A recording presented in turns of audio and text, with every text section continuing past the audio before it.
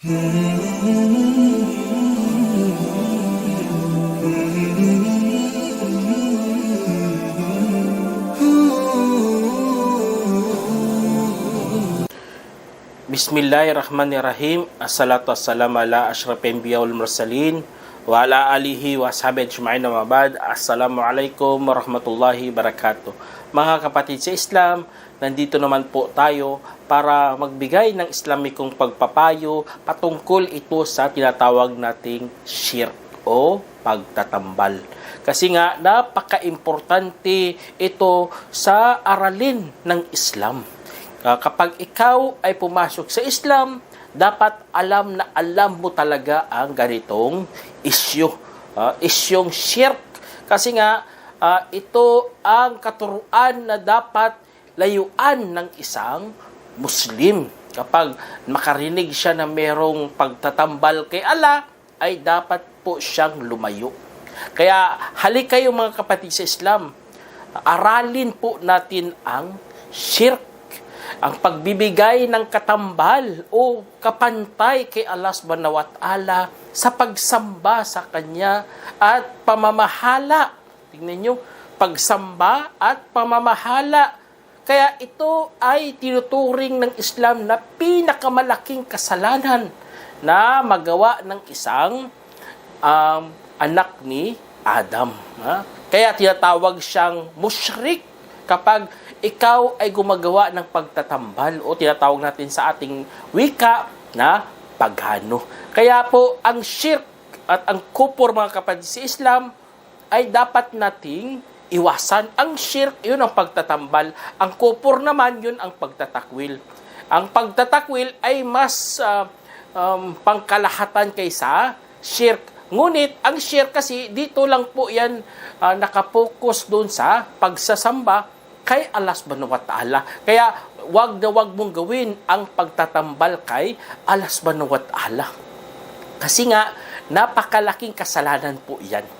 Kaya po, ang shirk, ang pagbigay mo ng katambal kay Allah subhanahu wa ta'ala, ay tunay naging paghano ka po. Kaya maraming mga propeta, maraming mga ngaral na nagbibigay banta, lalo na si Allah subhanahu wa ta'ala, na binabantaan niya po ang mga sangkatauhan na lumapit dito sa tinatawag nating shirk.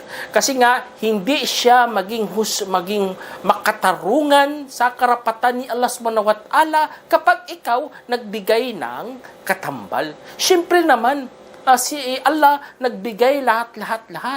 Siya nagbigay ng panustos, siya nagbigay ng biyaya, siya nag-anyo sa atin, nagbigay ng mga kinakailangan natin, tapos ikaw sumasamba lang sa mga ribulto.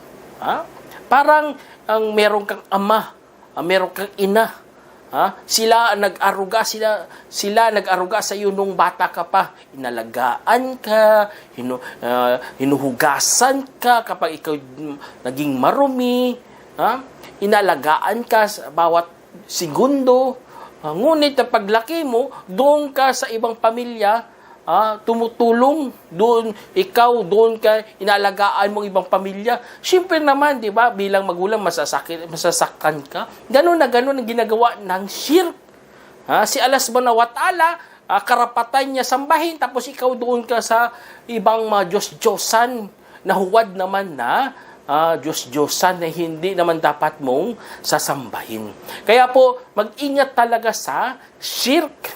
Kasi nga, napalaking kasalanan sa isang tao na gumagawa po ng pagtatambal. Katulad sa sinabi ng Allah subhanahu wa ta'ala, "Inna Allaha la yaghfiru ay yushraka bih wa yaghfiru ma duna dhalika liman yasha." Sabi ng Allah subhanahu wa ta'ala, sa katotohanan si Allah ay hindi papatawarin ang sino man nagtambal sa Kanya at papatawarin niya maliban rito sa sino mang kanyang nanaisin. Allahu Akbar. Gumawa ka ng ibang kasalanan, kayang patawarin po yan ng Allah. Ngunit, ang pagtatambal o ang shirk, wala po yung kapatawaran kay Allah subhanahu wa ta'ala. Kailangan mo talaga magbalik loob. Pagsisihan mo talaga yun, na wag kang lumingon ulit doon sa pagtatambal. Kasi nga, napakalaking kasalanan. Katulad din sa sinabi ng Allah, inna syirka la zulmun azim. Sabi ng Allah, sa katunayan, ang syirk o ang pagtatambal ay malaking pang-aapi. Tingnan nyo, pang-aapi. Inaapi mo si Allah subhanahu wa ta'ala kahit siya ang pinakamayaman, hindi yan maramdaman ang pang-aapi mo. Ngunit, dahil doon sa ginagawa mo, pang-aapi po yan mga kapatid sa Islam. Di ba ayaw natin pang-aapi sa ating sarili? Tapos ikaw, inaapi mo pa talagang Diyos. Subhanallah. Parang inaapi mong hari ng puno ng kayamanan. Siyempre, hindi siya mainda doon sa ginagawa mo. Ganun ang ginawa mo sa Diyos. Sumamba ka sa mga ribulto. Kaya nakakatakot yun mga kapatid sa Islam na huwag natin yan lapitan. Kasi nga, napakalaking kasalanan yan kay Allah subhanahu wa ta'ala. Tapos isa sa pinakamalupit din sa pagkasabi ng Allah subhanahu wa ta'ala, innahu may yushrik billahi faqad harrama Allahu alayhi al-jannah wa ma'wahu nar. Ang sabi ng Allah subhanahu wa ta'ala, sa katotohanan, ang sinumang nagtambal kay Allah ay ipagbawal ni Allah sa kanya ang paraiso at ang kanyang tirahan ay ang apoy. A'udhu billah. Magpapakup-kup po tayo kay Allah na wag po tayo isama sa mga nagtambal kay Allah kasi nga apoy ang kanilang tirahan. Tapos isa sa mga pinakamang hadith, mga kapatid sa Islam, sabi ng Propeta Salam, sabi niya, babalitaan ko ba kayo sa mga pinakamalaking kasalanan? Sabi ng mga sahaba, opo ya Rasulullah. At nabanggit nito, asyirku billah, ang pagtambal kay Allah. Tapos ukukul walidain o kauluzur. Tapos ang pagsuway sa magulang at pagsasaksi sa kabulaanan. Kaya po mag-ingat po tayo mga kapatid sa Islam, lalo na sa shirk o sa pagtatambal natin kay Allah. Pagsamba mo sa mga Diyos-Diyosan, sinamba mo si Kristo, sinamba mo si Buddha, o ano pa mga uri ng mga Diyos-Diyosan dyan. Kasi nga, pagtatambal talaga yan sa Diyos. At alamin po natin na may mga uri ang pagtatambal. Ang tinatawag nating Shirkul Akbar at ang Shirkul Asgar.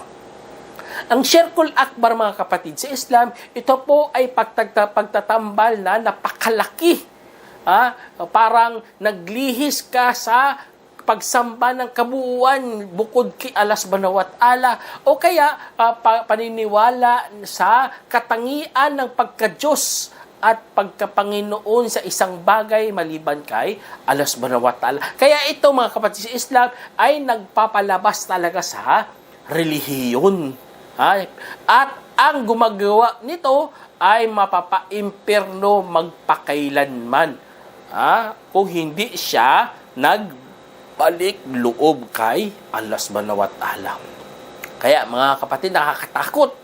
Naniniwala ka sa Allah tapos merong kang baby Jesus sa hawak-hawak mo pa dyan. Dami pa ang revolt sa bahay mo, kumpletong isang set pa talaga. May mga baby Jesus, may lulu Jesus, papa Jesus, o ano pa yung mga rebulto mo. Yun, naniniwala ka nga sa Diyos tapos ikaw nagtatambal ka sa Kanya. Kaya mapapa-impyerno ka talaga, hindi ka na makakalabas doon. Kaya po ang pagtatambal, ang paganismo, dapat ilayo talaga sa buhay ng isang Muslim. Ang iba naman, wala ngang Diyos, pero dinudiyos niya naman yung kanyang sarili. Kung anong kanyang nais, yun ang kanyang susundin. Yun, dinudiyos mo sarili mo. Kaya nakakatakot yun. Shirkul Akbar yun. Ngunit ang Shirkul Asgar o maliit na pagtatambal, ito po ay hindi umaabot sa hangganan ng Shirkul Akbar. Ito po ay maliit lang na shirk. Ngunit hindi ka mapapa-impyerno, matagalan doon. Kung makapasok ka man, papalabasin ka rin ng Allah subhanahu wa ta'ala. Kasi nga, ang mga nagawa mo, binubura kasi nga, nagpakitang tao ka, o ano pang mga gawain na Shirkul Asgar. Katulad ng sabi ko sa inyo na ang isang tao, pinapaganda niya ang kanyang gawain. Kasi nga, may nakakita sa kanya at para sabihin na siya ay gumagawa ng maganda. Gumagawa siya para sa tao. Kaya, Yun ang ano sa kanya, mga kapatid sa Islam. Nakakatakot yun. Kasi nga, ang pagsamba ay pangkabilang buhay na gawain po yan. Hindi po dapat haluan ng mga pagnanais mo o kaya paghangad mo o kaya kapurihan dito sa mundo. Dapat purihin lang si Allah subhanahu wa ta'ala para ikaw ay kalugod-lugod na isang alipin ni Allah subhanahu wa ta'ala. Kaya po, ang pagtamo dito sa makamundong bagay ay dapat isaalang-alang ng isang Muslim na pwede yan kapag inuna mo si Allah subhanahu wa ta'ala. Unahin mo talaga. Kasi nga, mga ano na lang yan, kasunod na lang yan. Kasi kung gumagawa ka ng kabutihan, malawak man may mga kasunod. Ngunit hindi mo inuna yung mithiin mo, ang layunin mo dyan. Kaya papasok ka talaga sa pagsamba na dalisay. Ngunit kung hinaluan mo, inuna mo pang makamundong bagay, yun, tinatawag yun na pagtatambal. Kaya po mga kapatid sa Islam, ingat na ingat po tayo sa mga tinatawag na syirkul asgar. Kasi nga nakakatakot din mga kapatid. Maraming mga dito, halimbawa katulad ng pagmamalaki. Siyempre nagmamalaki ka sa isang Muslim, yun, tapos hindi mo iniisip mga biyaya ng Allah, yun, delikado ka kasi minsan hindi lang kasalanan, bagkus umaangat pala sa syirkul asgar. Kaya ingat ka kapatid sa Islam, kasi nga ito ay mga batas ng Allah subhanahu wa ta'ala. Tulad ng ang paghingling ng ulan doon sa mga bituin. Naniwala siya si Allah subhanahu wa ta'ala, siya ang nagbibigay ng ulan. Pero inuugnay niya pa rin sa galaw ng mga bituin. Ito ay tinatawag na syirkul asgar. Ito ay kamangmanghan. Tapos isa sa mga halimbawa din ang pagsumpa sa panahon. Kasi nga, sinusumpa mo panahon, si Allah ang lumilikha ng mga lahat ng bagay, pati ng panahon, tapos ikaw sinusumpa mo yun, syirkul asgar po yan. Kaya dapat magbalik loob talaga tayo kay Allah subhanahu wa ta'ala, na wag nating lapitan ang mga syirk, kasi nga, mapapahamak lang po tayo sa araw ng paghukom. Hanggang dito na lang po, sana meron kang napulot ang aral. Assalamualaikum warahmatullahi wabarakatuh.